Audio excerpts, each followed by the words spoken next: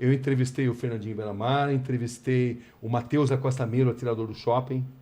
Entrevistei os irmãos Cravinhos. A história dos...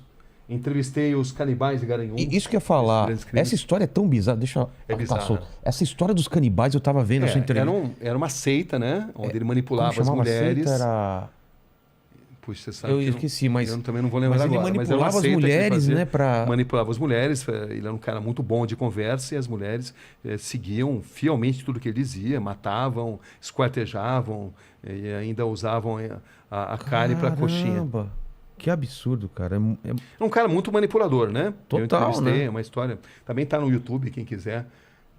Eu vi esses dias, sabendo que você vinha, que eu fui rever essa... Cara, é impressionante. A mulher falando em Deus, aí mostra, né? Tem uns impressos, né? Com a... Pô, eu tava na minha cabeça o nome da seita. É uma seita de adoração ao diabo, né? Basicamente era isso. O nome não lembro exatamente agora, mas então, na matéria tem. Porque foi localizar todo um livro, ele tinha escrevido um livro. Porque é o seguinte, ele escreveu um livro que se recusaram a publicar. E ele, na verdade, ele escreveu num livro que depois ele iria realizar. Entendi. Essas mortes, elas copiaram algo que ele escreveu nesse livro. Entendi. E o livro era a Bíblia seria péssimo, né? Mas seria o manual dessas atrocidades que foram cometidas depois. Quase profecias, né? É. E eu lembro que você deu uma entortada na mulher lá, porque você coloca ela numa situação, e se fizessem isso com a sua mãe, né? Poderia chamar essa pessoa de monstro? Ela fala sim. Então, as pessoas... Você entende as pessoas achando que vocês são monstros. E eu achei isso porque ela não percebeu que ia para esse lado a pergunta depois, né? E aí ela se dá conta, né? Quando você está nessas entrevistas, é uma guerra mental. Né? Você vê que eu não levo, como você também não, né? Eu não levo anotação. Porque você não pode perder o olho no olho. Exato. Entendeu? Porque o body language, né? A linguagem corporal.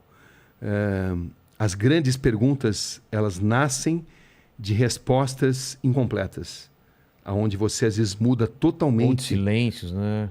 Silêncio, pausas. Você muda totalmente o encaminhamento da entrevista mediante algo que foi contado. Mas para isso você precisa estar muito atento. E você não pode perder, você não pode baixar os olhos. Senão você perde o contato com a pessoa.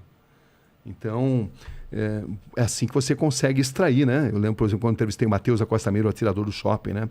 Uma frase dele que me impressionou muito. Aquele do filme que ele entrou no meio do filme. Isso, que ele assistiu o filme Clube da Luta. E depois... Saiu atirando mesmo. Exatamente, saiu atirando. E ele dizia, o que ficou na sua mente? Ele falou, ficou na minha mente claramente o cheiro de sangue e pipoca. Caramba. Você vê, ele relacionava sangue e pipoca na mente dele. E nunca se arrependeu do que fez. Essa é a verdade. Psicopata não se arrepende.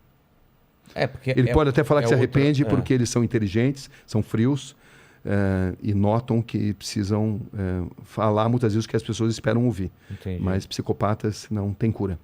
Caramba. O Vulkslock 22, Olá Inteligência Cabrini, gostaria de saber, existe uma enorme romantização da criminalidade do perfil das pessoas que cometem crime, mas na experiência, qual a sensação e lição que tira de toda essa experiência com eles?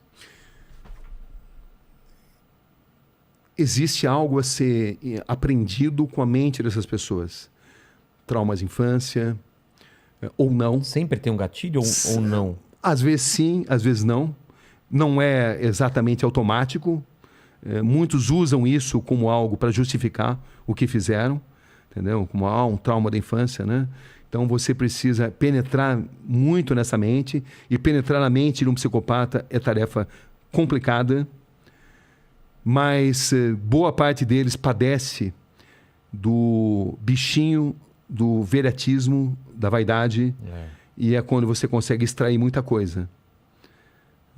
E eles gostam também de submeter a capacidade deles de manipular a sua capacidade de perguntar. Então, eles estão sempre tentando te manipular a perguntar o que eles querem responder. Com certeza, com certeza. É um jogo mental violento, onde você precisa ter o máximo de concentração. Senão você faz exatamente o que eles querem, né? Senão você faz, senão você não surpreende.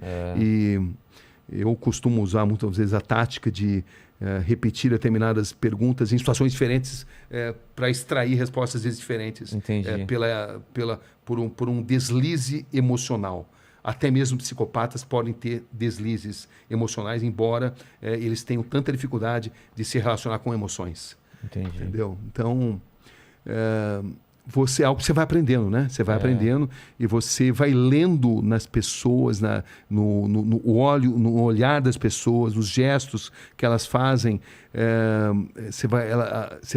Elas vão emitindo sinais. Às vezes elas estão morrendo de vontade de contar uma determinada verdade, desde que você consiga entender esses códigos. Ou outras vezes não. Como se outras fosse um vezes... prêmio que você precisa merecer, Exatamente. merecer intelectualmente para ela te revelar aquilo, né? Por isso que eu acredito muito em perguntas curtas e grossas, perguntas grandes demais, dão chance para a pessoa pensar no que vai responder. Entendi. Quando você está falando na sua pergunta, ela já está, vou falar isso, né? Entendi. Entendeu? Não. Então, a pergunta curta e grossa, muitas vezes, de sopetão, é uma grande arma. Mas também a maneira de entrevistar o Rogério não é a maneira de entrevistar o Mandíbula. As pessoas têm personalidades diferentes. Às vezes você precisa ser mais suave, às vezes você precisa ser mais incisivo. Isso muda. Como decidir? Experiência. Psicologia, eu sempre tive muito fascínio pela psicologia, mas a psicologia prática, né? Claro que eu me informo, né? Procuro ler os grandes mestres, mas é muito intuitivo também. Tem essa linguagem silenciosa, né? Com certeza. Corpo, tem microexpressões. Tem. O Aleph... desculpa, pode falar. Não, e também tem dia que você capta mais, tem dia que você capta menos, enfim. É uma violenta guerra mental. Em determinadas entrevistas, não todas, né? Tem entrevistas que não. São mais tranquilas. São mais tranquilas, mas em determinados momentos você sente que você está numa guerra mental.